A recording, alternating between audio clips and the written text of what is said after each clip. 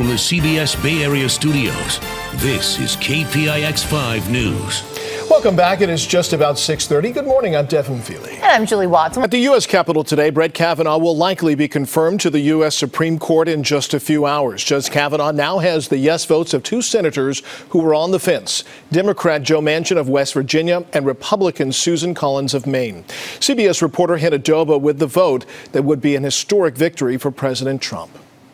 Our highest court. Susan Collins ended weeks of Supreme Court drama in the Senate with these words. I will vote to confirm Judge Kavanaugh.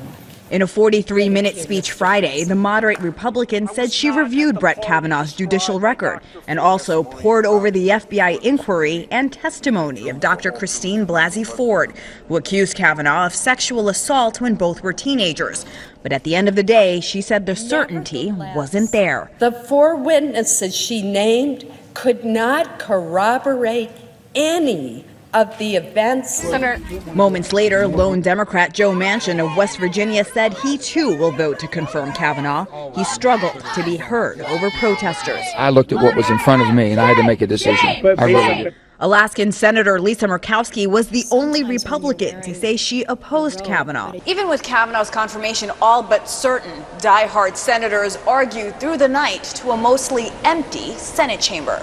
Is he fit to be a jurist in the place where we have said justice in our country occurs? We cannot set a standard of guilty until proven innocent, because then anybody can make any charge at any time. If confirmed, Kavanaugh could be seated on the high court in the coming week. Hannah Doba, CBS News, Capitol Hill. Attorneys for Dr. Blasey Ford released a statement saying their client would have provided corroborating evidence had the FBI interviewed her. San Francisco's mayor is making a new hire to try to tackle harassment and discrimination at Muni. Multiple employees have accused the transit agency of mistreatment on the job. Now, London Breed is creating a new management job to focus on that problem. An ombudsperson will respond to complaints, identify people with patterns of alleged misconduct, and track disciplinary action. The mayor says in a letter every employee, regardless of position or the department they work in, deserves to be treated with fairness, dignity, respect, and above all, to feel safe in their workplace. Now, Mayor Breed has hired Dolores Blanding for that new position. She's held human resources jobs in the city and the San Francisco airport. The new job starts next week. A rare killing on death row. A San Quentin inmate accused of stabbing another inmate to death. 30-year-old Jonathan Fajardo was stabbed in the chest and neck with a homemade weapon in the exercise yard. The suspect is 34-year-old Luis Rodriguez. He was facing a death sentence on 2 counts of first-degree murder at the time of that attack. The victim was also awaiting execution on 2 counts of murder in what was considered a hate crime.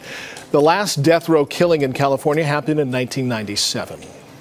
Well, Oakland police are investigating an early morning shooting that left at least 5 people wounded. It was first reported around 12:40 this morning near Telegraph Avenue and 19th Street. So far, there is no word about any of the suspects or the motive or the conditions of the people injured. Police in San Francisco are also investigating a shooting that injured several people. 2 suspects are in custody, suspected of opening fire on pedestrians near Scott and Eddy Streets. It happened about 6:45 yesterday evening. 3 people have injuries, but they are not considered life-threatening. And the closures of San Francisco's new multi-billion-dollar transit center is having a domino effect. Now a major road to the Bay Bridge is shutting down overnight. First Street between Howard and Mission Streets will be closed overnight for the next few days. A stretch of Fremont Street also remains closed along with the Salesforce Transit Center itself. You see that here. Now they've been shut down since structural defects were discovered just weeks after the transit center opened.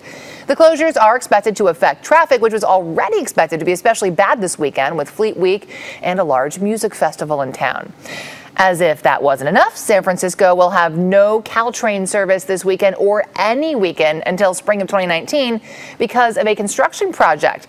San Francisco and 22nd Street stations will be closed. Trains will stop along Bayshore Station, and then buses will transport passengers between that station and San Francisco. An aviation safety bill just signed into law includes measures to prevent runway accidents.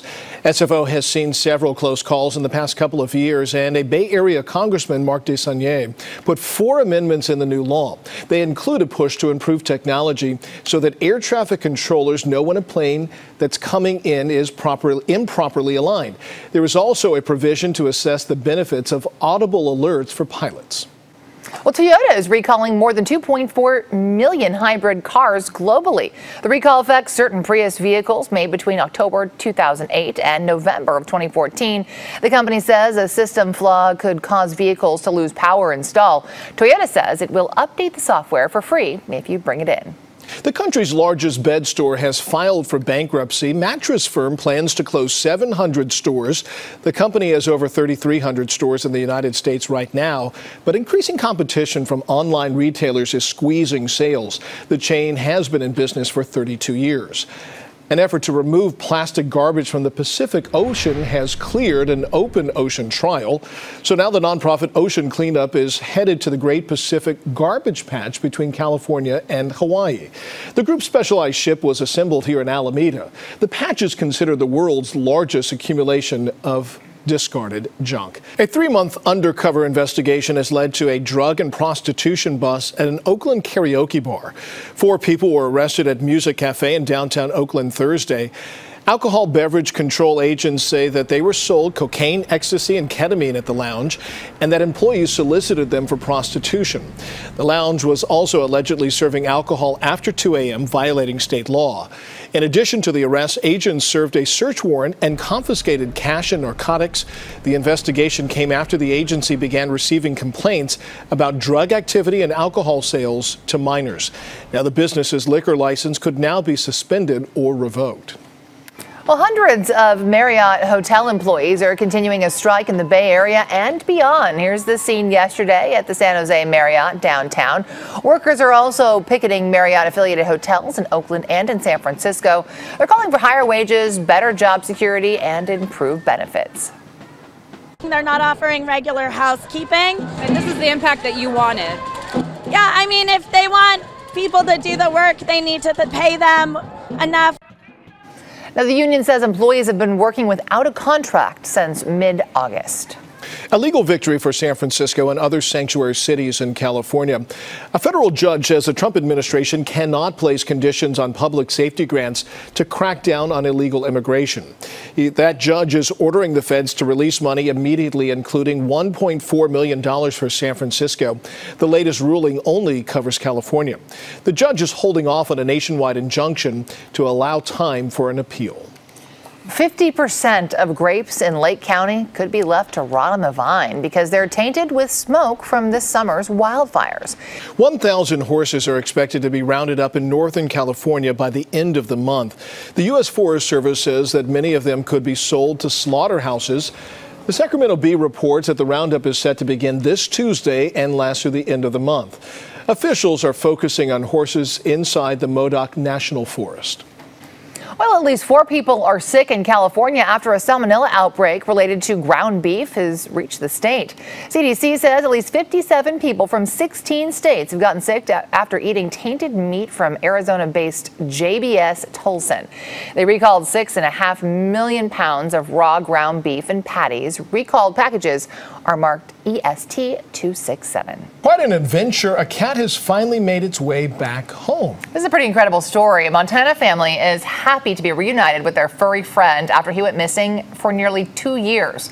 Bobby the cat traveled 900 miles away from home back in 2017. He left his Montana home, and just last month he was discovered in Nevada, if you can believe it.